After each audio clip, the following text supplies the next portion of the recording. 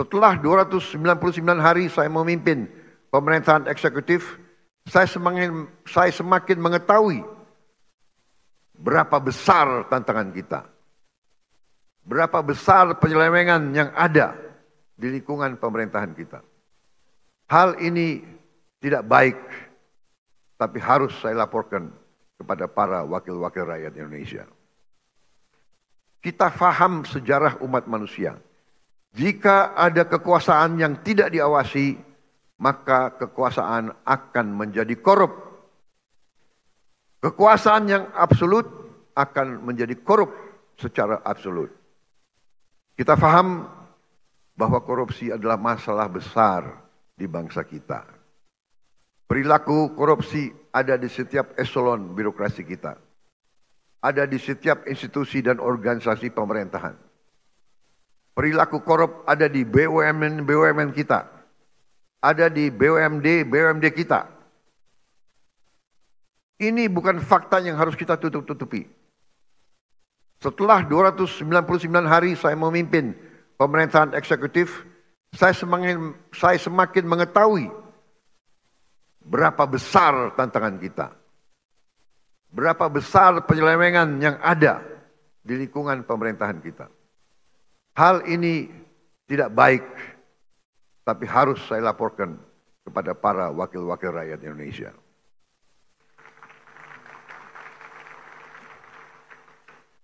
Dalam pidato pelantikan saya di sini, saya sampaikan, bangsa Indonesia harus berani melihat kekurangan-kekurangan sendiri.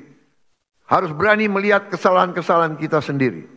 Harus berani melihat penyakit-penyakit yang ada di tubuh kita, agar kita bisa perbaiki kekurangan-kekurangan tersebut.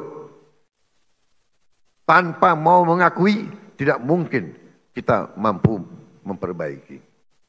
Saya disumpah untuk melaksanakan perintah Undang-Undang Dasar Republik kita. Karena itu, saya tidak ada pilihan lain selain memimpin upaya pemberantasan korupsi dan penyelewengan di semua lembaga eksekutif dan pemerintah. Itulah sebabnya pada awal tahun 2025 ini kami telah identifikasi dan telah selamatkan 300 triliun uang, 300 triliun rupiah dari APBN yang kami lihat rawan diselewengkan. Di antaranya anggaran perjalanan dinas luar dan dalam negeri yang begitu besar, anggaran alat tulis kantor yang begitu besar, dan berbagai anggaran yang selama ini jadi sumber korupsi dan sumber bacaan. Efisiensi ini diperintah oleh Undang-Undang Dasar kita, yaitu ayat 4 pasal 33 Undang-Undang Dasar Negara Republik Indonesia. 300 triliun rupiah kami geser untuk hal-hal yang lebih produktif dan langsung bisa dirasakan rakyat banyak. Majelis yang terhormat, sebagai Presiden Republik Indonesia, saya bertanggung jawab atas pemerintahan eksekutif. Saya berkewajiban menegakkan hukum demi keselamatan bangsa. Saat ini kita menghadapi realita terjadi kebocoran kekayaan negara kita dalam skala yang sangat besar. Kita mengalami suatu kondisi yang saya sebut net outflow of national wealth. Janganlah kita menghabiskan tenaga kita untuk mencari siapa yang salah. Kita tidak ada waktu. Kita tidak punya cukup energi untuk mencari kesalahan orang. Pemerintah yang saya pimpin harus memusatkan diri untuk mencari solusi yang tepat dan cepat atas masalah pokok ini. Ibarat sebuah badan, kalau darahnya terus mengalir keluar, maka pada suatu titik badan itu akan mati.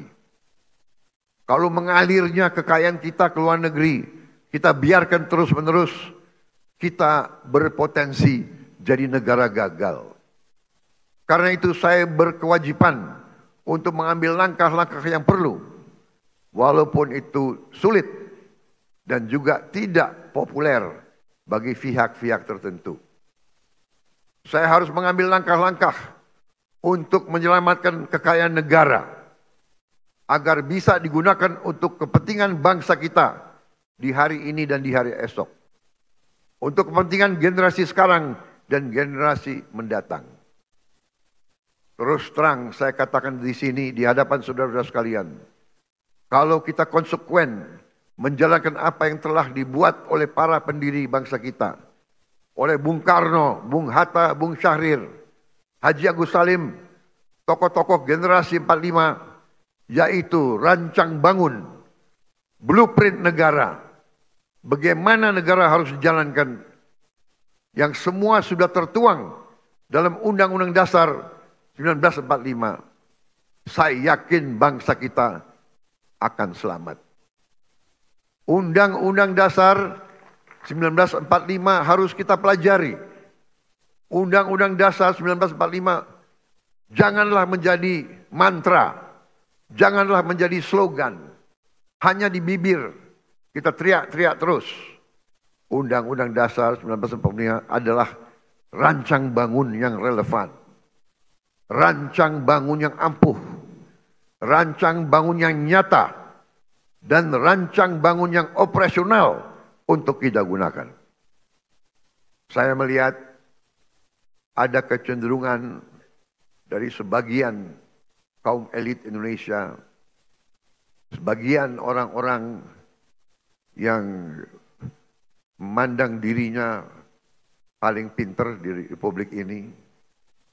Mereka memandang bahwa pemikiran Bung Karno, pemikiran Bung Hatta, pemikiran generasi 45 tidak relevan lagi di zaman sekarang. Sudah kuno, sudah lawas untuk menghadapi tantangan abad ke-21. Menurut hemat saya, pemikiran tersebut adalah keliru. Generasi 45, generasinya Bung Karno, Bung Hatta, Syahrir, semua tokoh-tokoh itu adalah generasi yang mengalami penjajahan. Mereka mengalami imperialisme.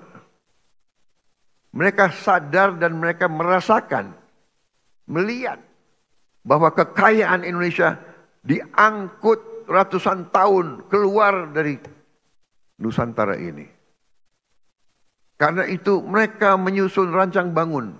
Mereka buat dokumen yang tidak terlalu panjang, tapi sangat eksplisit menjelaskan bagaimana kita harus laksanakan ekonomi kita dan demokrasi kita. Saya berkeyakinan apabila kita jalankan rancang bangun yang sudah dibuat oleh para pendahulu kita, kita akan jadi negara yang kuat.